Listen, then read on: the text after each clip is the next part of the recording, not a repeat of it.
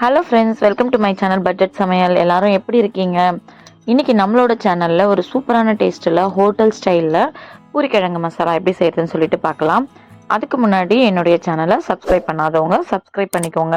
பக்கத்தில் இருக்க பெல் ஐக்கானையும் கிளிக் பண்ணிக்கோங்க. அப்போ தான் நான் போடுற வீடியோ உடனுக்குடனே உங்களுக்கு வரும். வாங்க வீடியோக்குள்ளே போகலாம். இப்போ நான் ஒரு 4 பெரிய உருளைக்கிழங்கு குக்கரில் சேர்த்து கொஞ்சமாக உப்பு சேர்த்து 4 விசில் விட்டு எடுத்துக்க போகிறேன். இப்போ 4 விசில் வந்துடுச்சு. உருளைக்கிழங்கு வெந்துடுச்சான்னு சொல்லிட்டு வாங்க பார்க்கலாம். உருளைக்கிழங்கு நல்லா வெந்து வந்துடுச்சு. இப்போ அது ஓரம் இருக்கட்டும். நம்ம அடுப்பு ஆன் பண்ணிட்டு கடாய் வச்சுக்கலாம். பூரிக்கிழங்கு மசாலா செய்கிறதுக்கு நான் ஒரு 3 வெங்காயத்தை பெரிய வாக்கில் வெட்டி வச்சுருக்கேன். 2 துண்டு இஞ்சி, ஒரு 4 பச்சை மிளகா நீட்டாக கீறி வச்சுருக்கேன். கொஞ்சம் கருவேப்பிலை சேர்த்துருக்கேன். இப்போ வெங்காயத்தை நம்ம இந்த மாதிரி பிரியாணி ஸ்டைலில் நீளமாக தான் கட் பண்ணிக்கணும். சரி வாங்க, இப்போ கடாய் நல்லா சூடானதுக்கு அப்புறமா எண்ணெய் சேர்த்துக்கலாம்.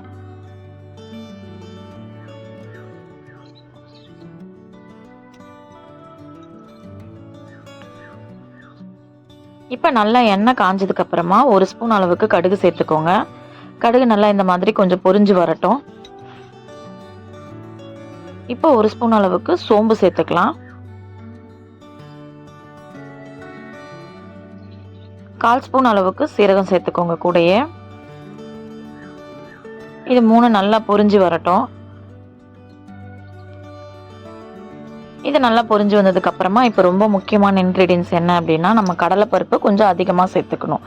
உங்கள் எல்லாருக்குமே தெரியும், பூரிக்கிழங்கு நம்ம சாப்பிடும் போது கடலைப்பருப்பு இதில் கொஞ்சம் அதிகமாக இருக்கும். நல்லா ஒரு 2 டேபிள் ஸ்பூன் அளவுக்கு கடலைப்பருப்பு சேர்த்துக்கோங்க. இதெல்லாம் நல்லா பொரிஞ்சு வந்ததுக்கு அப்புறமா சேர்த்துக்கோங்க. ஏன்னா கடலைப்பருப்பை நம்ம முன்னாடியே சேர்த்துட்டோம் அப்படின்னா ஒரு மாதிரி தீஞ்ச மாதிரி வந்துடும். ஸோ அதனால் நீங்கள் எல்லாம் நல்லா பொரிஞ்சு வந்ததுக்கு அப்புறமா நீங்கள் கடலைப்பருப்பை சேர்த்திங்க அப்படின்னா அது ஓரளவுக்கு ஆஃப் குக்கிங்கில் இருக்கும்.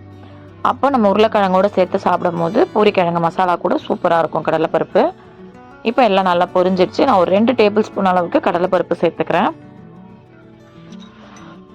சேர்த்துட்டு ஒரு அளவுக்கு நல்லா நான் சொன்ன மாதிரி ரொம்ப வறுக்க வேண்டாம். இப்போது கருவேப்பிலை சேர்த்துக்கலாம். கருவேப்பிலை ரொம்ப முக்கியம் இந்த டிஷ்க்கு. கொஞ்சம் நிறைய கருவேப்பிலை சேர்த்துக்கோங்க, நல்லாயிருக்கும். இப்போ கருவேப்பிலை பொரிஞ்சதுக்கு அப்புறமா பச்சை மிளகா சேர்த்துக்கலாம். ஒரு 4 பச்சை மிளகாவை நான் நல்லா கீறி வச்சுருக்கேன். நம்ம காரத்துக்கு இது மட்டும்தான் சேர்க்குறோம். ஸோ அதனால் பச்சை மிளகா உங்களுக்கு எவ்வளோ காரம் வேணுமோ அந்த மாதிரி சேர்த்துக்கோங்க. இப்போ பச்சை மிளகாலாம் சேர்த்துட்டு நம்ம நல்லா ஓரளவுக்கு வதக்கி விட்டாச்சு. துண்டு, அதாவது இஞ்சி நான் நல்லா பொடி துண்டாக நறுக்கி வச்சுருக்கேன், அதை தான் சேர்த்துருக்கேன். இப்போ இஞ்சி சேர்த்துட்டு நல்லா ஓரளவுக்கு வதக்கி விடுங்க.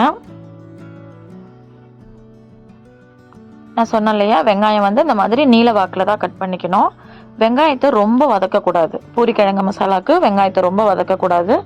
மீடியமாக, அதாவது ஒரு அளவுக்கு நச்சுக்குன்னு இருக்கணும் வெங்காயம். ரொம்ப வதங்கிடுச்சு அப்படின்னா டேஸ்ட் அந்த ஹோட்டல் ஸ்டைலில் நம்மளுக்கு வரவே வராது. சரி, வெங்காயம் ஓரளவுக்கு வதங்கட்டும். அதுக்குள்ளே இன்னொரு முக்கியமான இன்க்ரீடியன்ஸ் என்ன அப்படின்னா, ஹோட்டல் ஸ்டைலில் வரணும் அப்படின்னா கம்பல்சரி இது சேர்க்கணும். ஒன்றும் இல்லைங்க, கடலை மாவு தான். ஒரு சின்ன பவுல் எடுத்துக்கோங்க. அதில் 2 ஸ்பூன் அளவுக்கு நான் கடலை மாவு சேர்த்துக்கிறேன். நம்ம கடலை மாவை தண்ணியில் கரைச்சி அதில் சேர்க்கும்போது நீங்கள் எப்படி பெரிய பெரிய ஹோட்டல்லலாம் பூரி கூட கிழங்கு மசாலா கொடுக்குறாங்க இல்லையா, சாப்பிடும் போது டேஸ்ட்டாக இருக்குன்றீங்கள, அதோடைய ரகசியமே இந்த கடலை மாவு தான். கடலை மாவு சேர்த்துக்கலாம். அப்படி இல்லைன்னா நம்ம பொட்டுக்கடலை இருக்கு இல்லையா, உடச்ச கடலை மிக்சியில் நல்லா தூளாக பொடி பண்ணிவிட்டு அதையுமே நல்லா இந்த மாதிரி தண்ணியில் கரைச்சி சேர்த்துக்கலாம். ரெண்டும் ஒரே டேஸ்ட்டு தான் வரும். கட்டி இல்லாமல் நல்லா கரைச்சிக்கோங்க.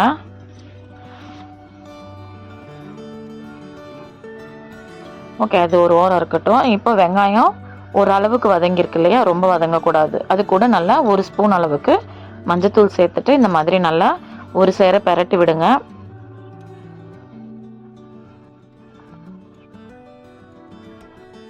இப்போ மஞ்சத்தூள் சேர்த்துட்டு அது பச்சை வாசனை போகிற அளவுக்கு வதக்கி விட்டதுக்கு அப்புறமா நம்ம உருளைக்கிழங்கு வெந்து வந்தது இல்லையா, அதை நல்லா கையாலேயே ஒரு அளவுக்கு மசிச்சு விட்டு இப்போ அதோட சேர்த்துக்கலாம்.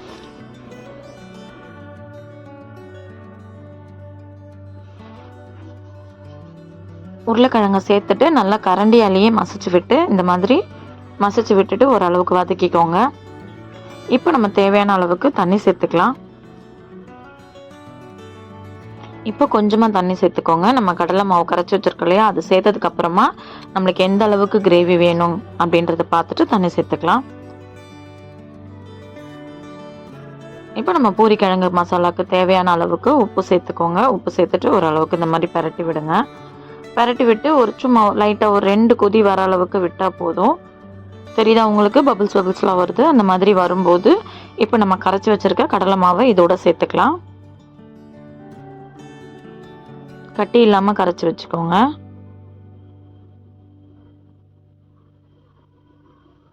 அடுப்பை லோ ஃப்ளேமில் வச்சுட்டு சேருங்க. ஏன்னா சேர்த்த உடனே வந்து கட்டிப்படுற மாதிரி இருக்கும். ஸோ அதனால் அடுப்பை லோ ஃப்ளேமில் வச்சுட்டு சேர்த்துக்கோங்க.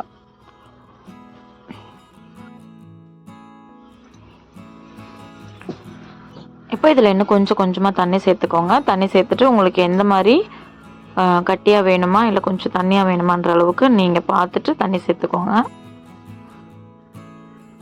நான் இன்னமும் கூட கொஞ்சம் தண்ணி சேர்க்குறேன். ஏன் அப்படின்னா நம்ம கடலை மாவு சேர்த்துருக்கோம், ஆல்ரெடி உருளைக்கிழங்கு இதெல்லாம் வந்து கெட்டித்தன்மை கொடுக்கக்கூடியது. ஸோ நம்மளுக்கு ரொம்ப கெட்டியாக இருந்தாலும் பூரியோட தொட்டு சாப்பிடும் போது நல்லா இருக்காது இல்லையா? நம்ம இப்போ அடுப்புலேருந்து இறக்கி வச்ச உடனே இது இன்னும் கொஞ்சம் கட்டியாகும்.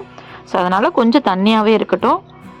இந்த டைமில் உப்பு டேஸ்ட்டு பார்த்துட்டு கரெக்டாக இருந்தால் ஒரு மூடி போட்டு கரெக்டாக ஒரு 5 நிமிஷம் நல்லா கொதிக்க விடுங்க.